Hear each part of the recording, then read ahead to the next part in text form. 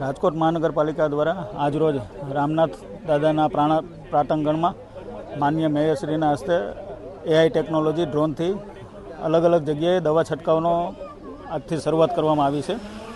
કુલ 12 drone વર્ષ દરમિયાન કાર્યરત રહેશે અને જ્યાં જ્યાં આપણા આરોગ્યના કર્મચારીઓ નથી પહોંચી શકતા, જ્યાં આપણો મેઇન પાવર નથી પહોંચી શકતા તેવી દરેક જગ્યાઓ આઈડેન્ટિફાઈ કરી અને ત્યાં ડ્રોન ટેકનોલોજીથી દવાઓનો છંટકાવ કરવામાં આવશે. હજી આજથી શરૂઆત કર્યું છે, એટલે માનો કે હાઈરાઇઝ બિલ્ડિંગો બનતા હોય કે ત્યાં આપણા મેઇન પાવર ન પહોંચી શકતા હોય, આજી નદી છે કે ત્યાં પણ આપણા કર્મચારીઓ ન પહોંચી શકતા હોય તેવી જગ્યાએ દવાઓનો છંટકાવ કરવામાં આવશે. ભૂતકાળમાં અમે આ ટેકનોલોજી દ્વારા એક ડેમો લીધો હતો.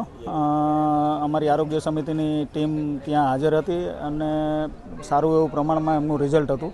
એટલે અમને આશા છે કે આ ટેકનોલોજીના માધ્યમથી રાજકોટની જનતાને જે ડેન્ગ્યુ, મેલેરિયા જેવા જાનલેવા બીમારીઓ છે તેમનાથી ઘણો ફાયદો થશે અને આ ટેકનોલોજી દ્વારા મચ્છરોની ઉત્પત્તિમાં પણ નોંધપાત્ર ઘટાડો થશે.